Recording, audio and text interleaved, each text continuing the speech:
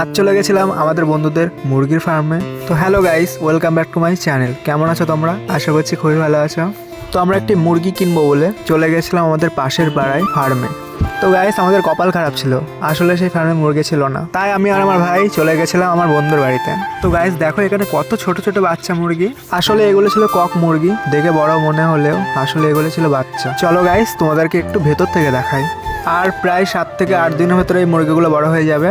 তো আমার ভাইয়ের তো এখনই নিয়ে যাওয়ার ইচ্ছা, তবে এগুলো বড় না হওয়া পর্যন্ত আমরা নিতে পারবো না। ওই কারণে আমি আর আমার ভাই আবার বাড়ির দিকে চলে আসি। তো গাইস, আজকের ভিডিওটি এই পর্যন্তই।